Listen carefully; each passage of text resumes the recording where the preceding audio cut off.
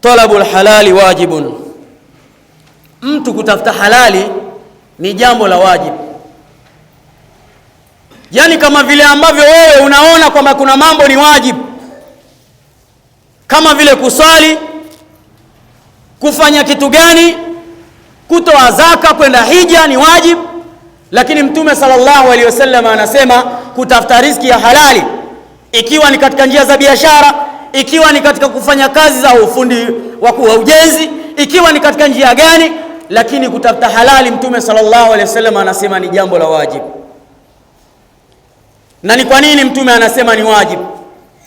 Wajibu huo wa kufanya halali ukiwa umeshiba katika tumbo lako, ndio utakuja kusimama hapa na kumuelekea Allah tabaraka wa taala na kumwambia iyyaka na'bud wa iyyaka nasta'in.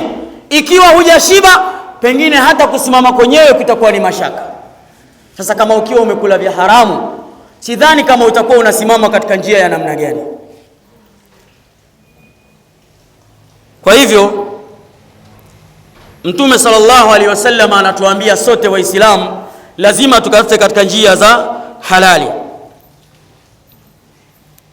Wafasiriji wakasema fa'ala hadha, basi kwa hili ambalo Mtume sallallahu alaihi wasallam amezungumza, man arada al-bay'a wash-shara, yule ambaye anakusudia kuuza au kununua,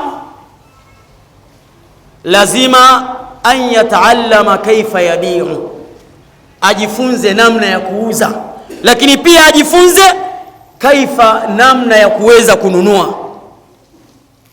Wa illa, na kama si hivyo atakuwa amekula mali za watu kwa njia za haramu, au atakuwa amewakabidhisha watu hasara kubwa ambazo hizo pia ni haramu, amejilimbikizia katika nafsi yake. Kwa hivyo ndugu zangu katika Uislamu, sahaba wa Mtume sallallahu alaihi wasallam Sayyiduna Umar radhiyallahu anhu amesema la yaqudu fi suqina man lam yatafaqqah, asije katika masoko yetu, asije katika soko letu yule ambaye hajajifunza namna ya kuendesha biashara. Huyu ni sahaba wa Mtume sallallahu alaihi wasallam. Na maana yake ni gani? Ni kwamba yeye anazungumza hivi kwa sababu yasije yakawa yanapatikana madhara katika uuzaji au katika ununuzi, ikawa madhara hayo yanawapata wengine pasi na kujua.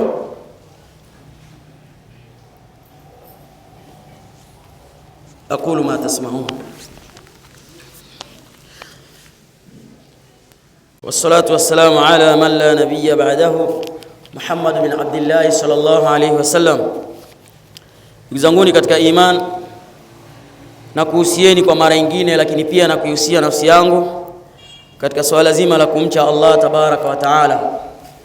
Mtume sallallahu alaihi wasallam katika hadithi ambayo ni ndefu sana aliwataja watu wa namna tatu, lakini hao watu wa namna tatu, mmoja wao au wote wa watu watatu, Mtume sallallahu alaihi wasallam amesema Allah subhanahu wa ta'ala hata wazungumzisha lolote siku ya kiyama, wala hata watakasha, na wala hata zungumzia historia yao kwamba labda ni kitu gani, bali wao watakwenda kulipa moto wa Allah tabaraka wa ta'ala.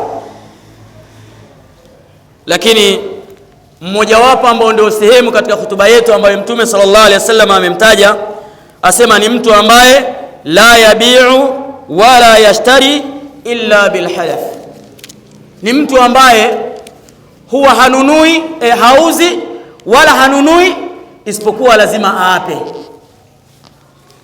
Imezoeleka sana katika biashara zetu.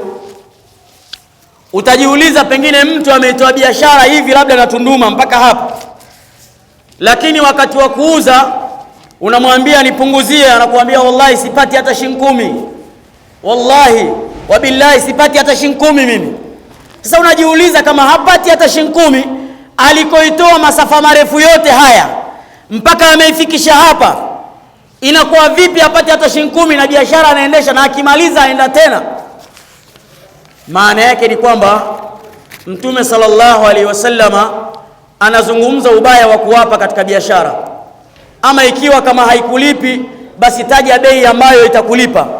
Ikiwa inakulipa, taja bei ambayo inakulipa. Lakini pia ikiwa pengine unauza kwa ajili tu sehemu ya kutoa sadaka, basi uza kwa hiyo sehemu ya kutoa sadaka. Umenunua 900 lakini ukaamua 910, shilingi 10 kwa ajili ya usafiri, uza namna hiyo, lakini usilete kiapo katika biashara. Ndugu zanguni katika iman, kipo kisa ambacho kisa hiki riwaya yake sio ithbati sana, lakini kuna hikma ndani yake na ibra.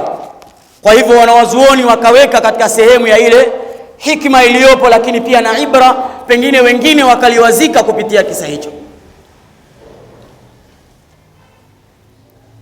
Kulikuwepo na bwana mmoja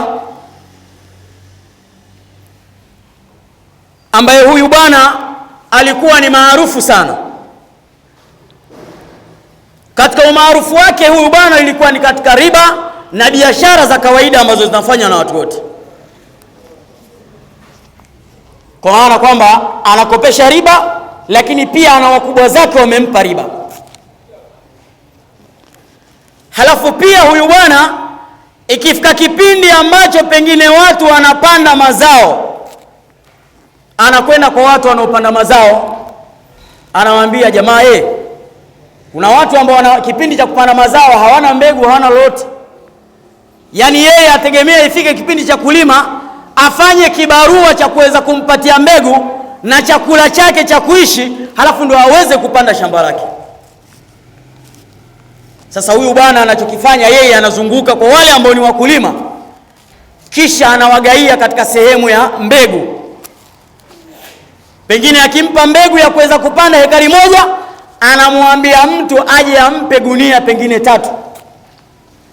Sasa katika vitu ambavyo ni vya ajabu kwa huyu bwana, ikitokea pengine katika huo mwaka hujavuna, basi yeye anachokifanya, anakuambia usiwe na haraka, kuna msimu mwingine unakuja, anakuja kukupa kingine, lakini hicho kingine hesabu ya ile inakuwa ni tofauti. Maana yake ni kwamba kama ilikuwa ni 3, unakuja kutoa 6.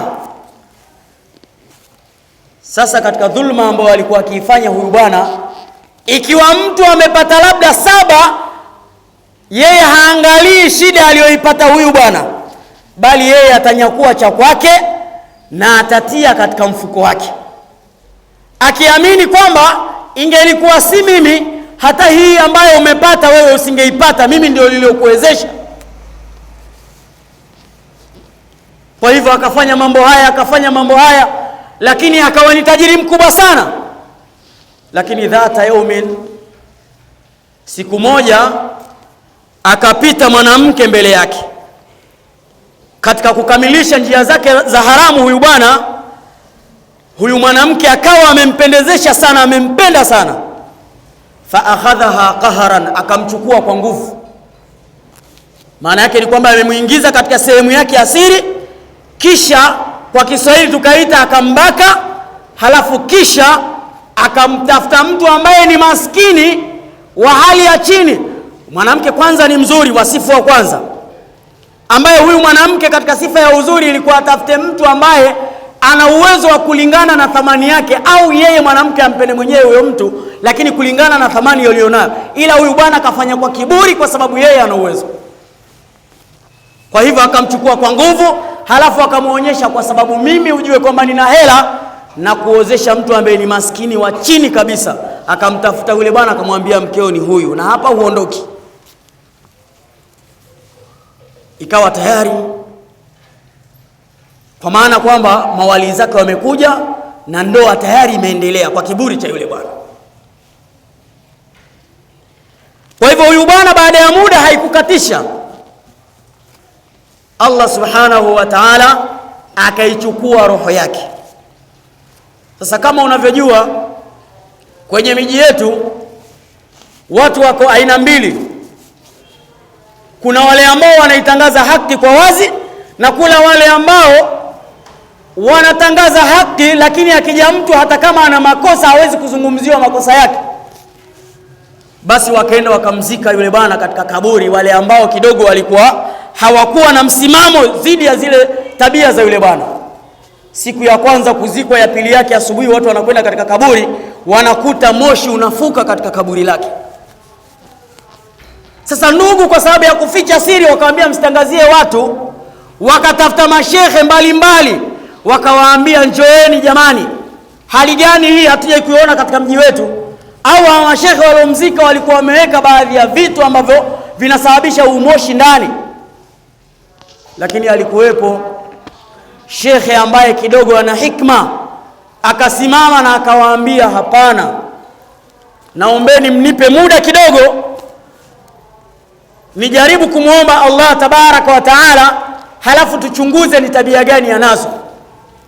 Lakini miongoni mwa mambo ambayo ameyakuta ni huu udhalilifu na namna ya kuchukua miamala ya riba na kila namna ya maisha. Kwa hivyo shekhe yule ambaye amegundua akawaambia, sijinadii kwa Allah, lakini nawaeleza kitu kimoja. Ikiwa kutoka sasa hivi mtawatafuta wale wote aliowadhulumu, halafu kisha mkawaambia wamsamehe, mkawaomba hawa mabwana wamsamehe huyu bwana ambaye amezikwa katika hili kaburi, basi huu moshi hauwezi ukamaliza siku 10, na wahakikishieni. Sasa waliokwenda kwa ushirikina wakaenda, lakini wakaambiwa rudini tusikilize kauli ya huyu bwana, halafu kisha yeye dhamana yake inakuwa kwetu sisi. Ikiwa ni kweli, basi huyu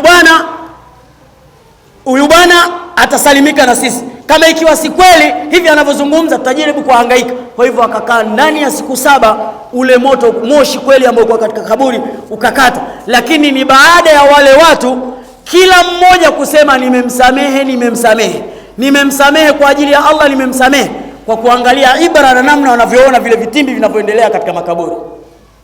Sasa ndugu zanguni katika imani, hali za namna hii binadamu hawezi kutengenezewa na mtu, anajitengenezea mwenyewe. Usifikiri kwamba pale unapopata maslahi katika biashara au katika jambo lolote, halafu kisha ikawa kuna mmoja ameumia kwa sababu yako wewe na wewe ukaumenyanyuka, kwamba ina maana kwamba wewe utakuwa vile unavyofurahi na yeye anafurahi.